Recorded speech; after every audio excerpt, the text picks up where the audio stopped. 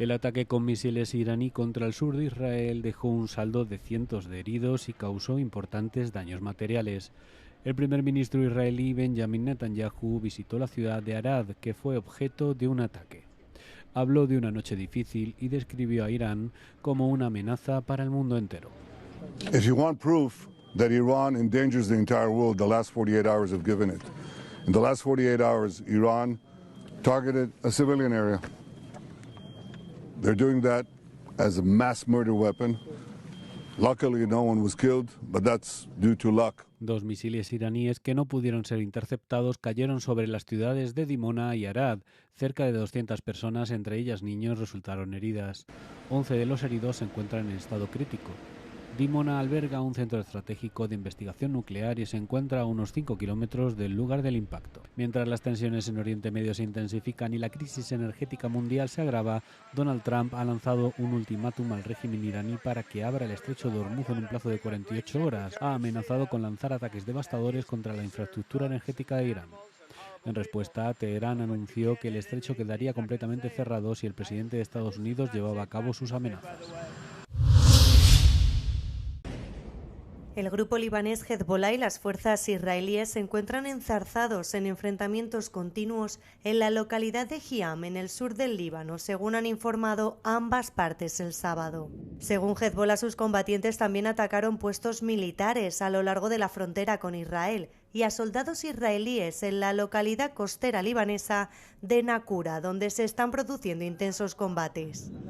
Por su parte, Israel confirma haber matado a 4 combatientes de Hezbollah el sábado. En las primeras horas del sábado, las explosiones sacudieron Beirut, mientras el ejército israelí afirmaba estar atacando objetivos de Hezbollah en la ciudad.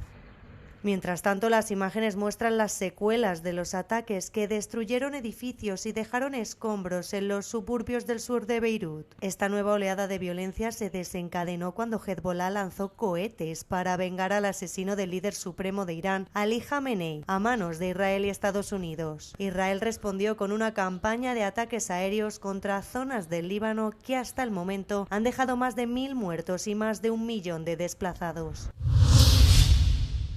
Estados Unidos e Israel lanzaron un ataque contra la instalación nuclear iraní de Natanz, lo que supone una nueva escalada del conflicto, que ya entra en su 4ª semana. El organismo de control nuclear de la ONU confirmó que no se había producido ninguna fuga radiactiva, pero instó a la moderación militar para evitar un accidente nuclear. Mientras tanto, Irán lanzó 2 misiles balísticos de alcance intermedio contra una base militar conjunta de Estados Unidos y el Reino Unido en el Océano Índico. Según se informa, los misiles no alcanzaron la base, pero esto demuestra que Irán no duda en utilizar misiles con un alcance que va más allá de Oriente Medio. Estos últimos acontecimientos se producen mientras Estados Unidos despliega buques de guerra y tropas adicionales en la región. A pesar de las señales contradictorias del presidente de Estados Unidos, Donald Trump, que dijo que estaba considerando reducir las operaciones militares en la región. Pero los ataques han continuado. La noche del viernes, Israel lanzó ataques contra Teherán y en Israel los restos de un misil iraní impactaron en una guardería vacía.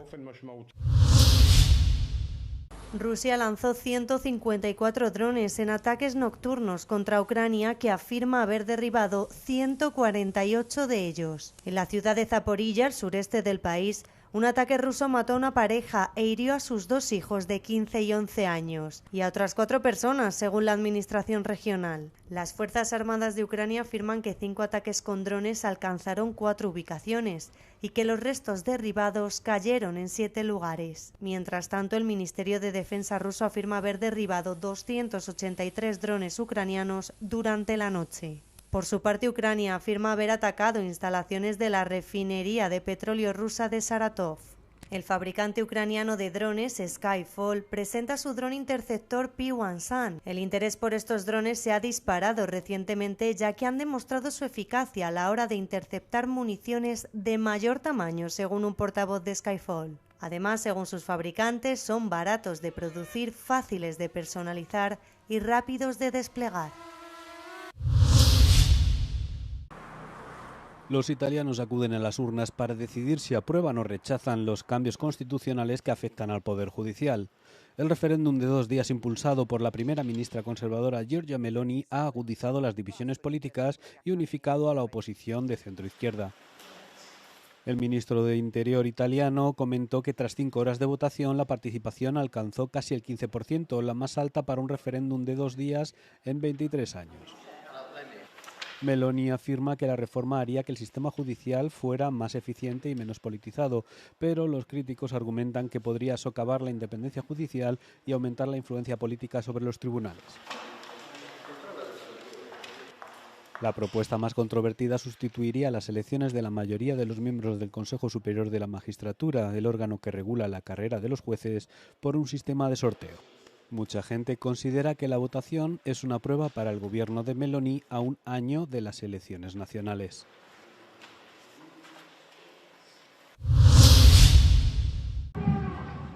Cientos de manifestantes salieron a las calles en varias ciudades de Portugal para exigir viviendas más asequibles, alegando que se sienten cada vez más asfixiados por el aumento de los alquileres y los precios desorbitados de la vivienda. Los manifestantes se oponen al gobierno de Luis Montenegro, al que acusan de no hacer lo suficiente para controlar los precios y crear viviendas asequibles. Los manifestantes también señalan a las empresas de alquiler a corto plazo como parcialmente responsables del aumento del coste de la vivienda. Sei que ao longo dos últimos 10 anos as rendas aumentaram e os preços das casas aumentaram principalmente na cidade de Lisboa em mais de 100% e estamos a falar de um país com salário mínimo pequeníssimo e faz todo o sentido estar aqui em solidariedade com todas as pessoas.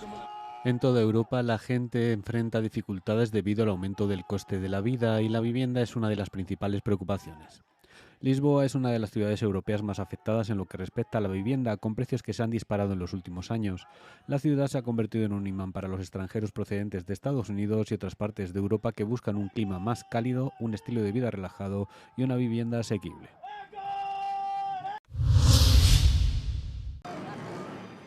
Cuba ha vuelto a quedarse a oscuras. El sábado la isla sufrió su 7º apagón total en año y medio. Más de 10 millones de personas sin luz de golpe en cuestión de minutos.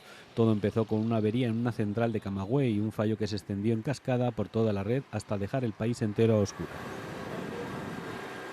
Miles de salvadoreños se manifestaron en San Salvador en muestra de apoyo a Cuba. Exigen la opción de autodeterminación de la isla y que se acabe con el bloqueo de Estados Unidos. ¿Por qué no dejar que el pueblo decida quién lo va a gobernar y no que sea un gobierno extranjero, como lo ha venido haciendo tanto tiempo Estados Unidos? Estados Unidos se creen los dueños de los países. No es solo un problema técnico. Cuba lleva meses sin importar petróleo. Donald Trump impuso en enero un bloqueo que amenaza con sanciones a cualquier país que venda combustible a la isla. Sin petróleo no hay generación eléctrica y sin electricidad la economía se paraliza. Los cortes ya duran hasta 15 horas diarias en la capital, en el interior de la isla más.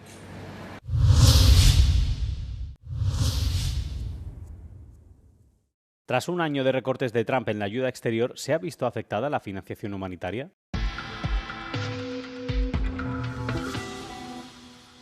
La financiación humanitaria ha ido disminuyendo desde 2023, lo que pone de manifiesto lo vulnerable que es a los caprichos políticos del momento. El mayor golpe al gasto exterior se produjo en 2025, cuando el secretario de Estado de Estados Unidos anunció que se cancelaría el 83% de los programas de desarrollo internacional de USAID. La situación es similar en todo el mundo. Entre 2025 y 2026 la financiación humanitaria global total se desplomó de unos 23.970 millones de euros a unos 7.340 millones de euros, según los últimos datos del Financial Tracking Service. El Alto Comisionado de las Naciones Unidas y el Programa Mundial de Alimentos son las principales organizaciones que recibirán una mayor cantidad de fondos en 2026.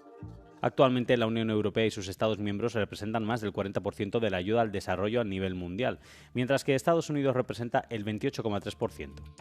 La mayor parte de la ayuda humanitaria europea se destina a Ucrania. Sin embargo, las cifras exactas podrían cambiar a medida que la Unión Europea inicie las negociaciones sobre su presupuesto para el periodo 2028 a 2034. La parte del presupuesto de la Unión Europea dedicada al desarrollo, denominado Europa Global, se prevé que aumente en un 75%. Una gran parte se destinará a Ucrania, pero también a otros países que están en proceso de adhesión al bloque. are Pokémon Go players unknowingly helping to train AI? Remember Pokémon Go, the 2016 mobile game that sent millions of people in Europe and around the world off to chase virtual creators in the real world. But while players have been busy catching Pokémon, it seems they were on another mission unbeknownst to them. Online, users have claimed that they have also been generating massive amounts of visual data for the company beyond the game as they play. But is this true? In a word, yes, and according to MIT Technology Review, this data didn't just sit unused. Niantic, the company beyond the game, has an AI division called Niantic Spatial. It uses images to build highly detailed 3D maps of the real world. But players didn't generate this data just by walking around. Since 2020, Pokémon Go has included an augmented reality scanning feature. First, you need to reach level 20 in the game. Then, you have to actively choose to scan the location. Niantic told theCUBE that these scans are completely optional and submitted anonymously to improve its visual positioning system, a tool designed to locate objects precisely even where GPS fails. In our own test, the app offered these scans as optional field research tasks, with in-game rewards as incentives. Before activating the feature, it says you will contribute to the development of an AR mapping technology and that the data will be sent to a third-party service. By taking a closer look at its term of service, Niantic says that by using the AR feature, players grant the company the right to reuse this data to improve its technology. With billions of images collected, Niantic Spatial says it has trained tens of millions of neural networks, helping build a detailed 3D map of the world. It is important to note that Pokémon Go is not the only thing that Niantic has been using to train its AI. The company also uses data from drones, robots, and satellites.